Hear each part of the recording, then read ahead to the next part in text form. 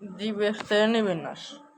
আজ পর্যন্ত বিভিন্ন উদ্ভিদের প্রায় 4 লক্ষ এবং প্রাণীর প্রায় 13 লক্ষ প্রজাতির নামকরণ ও বৈশিষ্ট্য বর্ণনা করা হয়েছে। তবে এ সংখ্যা চূড়ান্ত নয়, কেননা প্রতিদিনই আরও নতুন নতুন প্রজাতির বর্ণনা সংযুক্ত হচ্ছে। অনুমান করা হয় ভবিষ্যতে সব জীবের বর্ণনা শেষ হলে, যদি কখনো সত্য শেষ হয়, এর সংখ্যা দাঁড়াবে প্রায় 1 কোটিতে।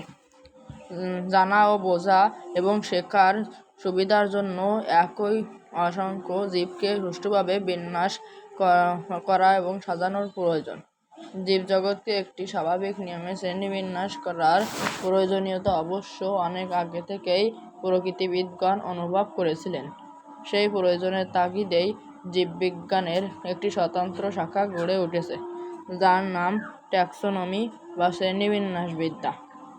শ্রেণীবিন্যাসের মূল লক্ষ্য একটাই, তা হচ্ছে বিশাল ও বৈচিত্র্যময় জীবজগৎকে সহজভাবে, অল্প পরিশ্রমে এবং অল্প সময়ে সঠিকভাবে জানা।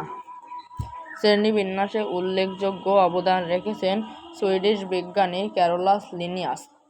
1735 সালে তিনি আপসালা বিশ্ববিদ্যালয় থেকে চিকিৎসাশাস্ত্রে ডিগ্রি লাভের পর ওই বিশ্ববিদ্যালয়ে অ্যানাটমির অধ্যাপক নিযুক্ত হয়েছিলেন। তিনি বিভিন্ন ধরনের উদ্ভিদ, বিশেষ করে ফুল সংগ্রহে এবং জীবের শ্রেণীবিন্যাসে আগ্রহ তার অনেক ছিল।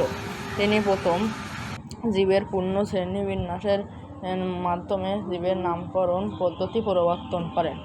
অসংখ্য নমুনা জীবের বৈশিষ্ট্য পর্যবেক্ষণ করে তিনি জীবজগৎকে 2টি ভাগে ভাগ করেন, উদ্ভিদবিজ্ঞান এবং প্রাণীবিজ্ঞান হিসেবে বিন্যস্ত করেন। তারপর শ্রেণীবিন্যাসের উদ্দেশ্য। শ্রেণীবিন্যাসের উদ্দেশ্য হল জীবের দল ও উপদল সম্বন্ধে জ্ঞান আহরণ করা, জীবজগতের ভিন্নতার দিকে আলোকপাত করে আহরিত জ্ঞানকে জীবজগৎ। ক্যারোলাস লিনিয়াসের সময়কাল থেকে শুরু করে বিংশ শতাব্দীর মাঝামাঝি সময় পর্যন্ত জীবজগৎকে উদ্ভিদ জগৎ এবং প্রাণী জগৎ হিসেবে বিবেচনা করে 2টি রাজ্য কিংডমে শ্রেণীবিন্যাস করা হতো।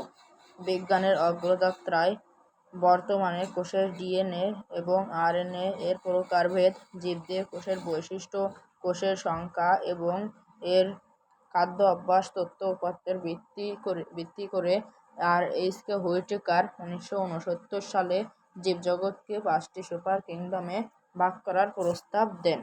সুপার কিংডম দুটো, একটা হলো প্রোক্যারিওটা, সুপার কিংডম 2 ইউক্যারিওটা। রাজ্য 5টি রাজ্য: রাজ্য 1 মোনেরা, রাজ্য 2 প্রোটিস্টা, রাজ্য 3 ফাঞ্জাই, রাজ্য 4 প্ল্যান্টি, রাজ্য 5 অ্যানিমেলিয়া। আবার পরবর্তীকালে মার্গুলিস 1974 সালে হুইটেকারের শ্রেণীবিন্যাসের পরিবর্তিত ও বিস্তারিত রূপ দেন। তিনি সমস্ত জীবজগৎকে 2টি সুপার কিংডমে ভাগ করেন এবং 5টি রাজ্যকে এই 2টি সুপার কিংডমের আওতাভুক্ত করেন। Super kingdom 1 prokaryota. এরা আদিকোষী, অর্থাৎ নিউক্লিয়াস সুগঠিত নয়। মোনেরা রাজ্যের বৈশিষ্ট্য: এরা এককোষী ফিলামেন্টাস, একটির পর একটি লম্বালম্বিভাবে যুক্ত হয়ে ফিলামেন্ট গঠন করে। কলোনিয়াল: কোষে ক্রোমাটিন বস্তু থাকে কিন্তু নিউক্লিওলাস ও নিউক্লিয়ার পর্দা নেই। এদের কোষে প্লাস্টিড, মাইটোকন্ড্রিয়া, এন্ডোপ্লাজমিক জালিকা নেই, কিন্তু রাইবোজোম আছে। কোষ প্রধানত দ্বিবিভাজন প্রক্রিয়ায় হয়। প্রধানত শ্বসন পদ্ধতিতে খাদ্য গ্রহণ করে, তবে কেউ কেউ ফটোসিনথেসিস বা সালোক সংশ্লেষণ পদ্ধতিতে খাদ্য গ্রহণ করে। উদাহরণ: নীলাভ, সবুজ শৈবাল বা নষ্টক। আর হলো bacteria. Super kingdom 2 Eukaryota. Eukaryota প্রকৃতকোষী, অর্থাৎ নিউক্লিয়াস সুগঠিত এককোষী বা বহুকোষী জীব। এরা এককভাবে অথবা কলোনি আকারে দলবদ্ধভাবে বাস করে। রাজ্য 2 প্রোটিস্টা। বৈশিষ্ট্য: এরা এককোষী বা বহুকোষী, একক বা কলোনিয়াল দলবদ্ধ বা ফিলামেন্টাস এবং সুগঠিত নিউক্লিয়াস বিশিষ্ট। কোষে ক্রোমাটিন বস্তু নিউক্লিয়ার পর্দা দ্বারা পরিবৃত থাকে। ক্রোমাটিন বস্তুতে ডিএনএ, আরএনএ এবং প্রোটিন থাকে। কোষে সকল ধরনের অঙ্গাণু থাকে। খাদ্য গ্রহণ শোষণ বা ফটোসিনথেটিক পদ্ধতিতে ঘটে। মাইটোসিস কোষ বিভাজনের মাধ্যমে অযৌন প্রজনন ঘটে এবং কনজুগেশনের মাধ্যমে অর্থাৎ জৈবনিকভাবে ভিন্ন আকার আকৃতিভাবে সেই জৈবনিকভাবে ভিন্ন কিন্তু গঠনগতভাবে এক এরূপ দুটি গ্যামেটের মিলনের মাধ্যমে যৌন প্রজনন ঘটে। কোনো ভ্রূণ গঠিত হয় না। উদাহরণ: অ্যামিবা, প্যারামেসিয়াম, এককোষী বা বহুকোষী শৈবাল।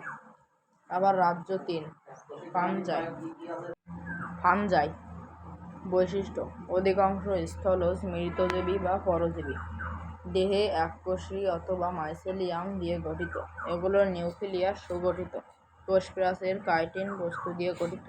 খাদ্য গ্রহণ শোষণ পদ্ধতিতে হয়ে থাকে। তারপর ক্লোরোপ্লাস্ট অনুপস্থিত। হ্যাপ্লয়েড স্পোর দিয়ে বংশবৃদ্ধি করে, যেমন ইস্ট, পেনিসিলিয়ান, মাশরুম। তারপর রাজ্য ৪, প্ল্যান্টি। এরা পুরোহিত নিউক্লিয়াস যুক্ত সালোক সংশ্লেষণকারী উদ্ভিদ। এদের দেহে উন্নত টিস্যুতন্ত্র বিদ্যমান। এদের ভ্রূণও গঠিত হয় এবং তা থেকে ডিপ্লয়েড পর্যায় শুরু হয়। প্রধানত স্থলজ, তবে অসংখ্য জলজ প্রজাতি আছে। এদের যৌনচরণ অ্যানাইসোগ্যামাস, অর্থাৎ আকার আকৃতি অথবা শরীরবৃত্তীয় পার্থক্য বিশিষ্ট ভিন্নধর্মী দুটি গ্যামেটের মিলনের ফলে যৌনজনন সম্পন্ন হয়। উদাহরণ: সবুজ উদ্ভিদ, কাঁঠাল গাছ, আবৃতজীবী উদ্ভিদ। এবার রাজ্য ৫, অ্যানিমেলিয়া। এরা নিউক্লিয়াস বিশিষ্ট বহুকোষী প্রাণী। এদের কোষে জড় কোষপ্রাচীর, প্লাস্টিড ও কোষগহ্বর নেই। প্লাস্টিড না থাকায় এরা হেটেরোট্রফিক, অর্থাৎ পরভোজী এবং খাদ্য গলৎকরণ করে। দেহে জটিল টিস্যুতন্ত্র বিদ্যমান। এরা প্রধানত যৌনজননের মাধ্যমে বংশবৃদ্ধি করে। পরিণত ডিপ্লয়েড পুরুষ এবং স্ত্রী প্রাণীর জননাঙ্গ থেকে হ্যাপ্লয়েড গ্যামেট উৎপন্ন হয়। ভ্রূণ বিকাশকালীন সময়ে ভ্রূণীয় স্তর সৃষ্টি হয়।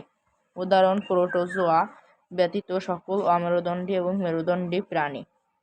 ২০০৪ সালে অক্সফোর্ড বিশ্ববিদ্যালয়ের টমাস কেভলিয়ার স্মিথ জীবজগতের প্রোটিস্টাকে প্রোটোজোয়া এবং ক্রোমিস্টা নামে দুটি ভাগে ভাগ করেন এবং মোনেরাকে ব্যাকটেরিয়ার রাজ্য হিসেবে পুনর্নামকরণ করেন।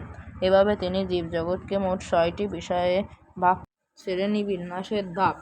শ্রেণীবিন্যাসের প্রতিটি ধাপে তার আগের ধাপের বৈশিষ্ট্যগুলোর সাথে নতুন কিছু বৈশিষ্ট্য যোগ করতে হয়।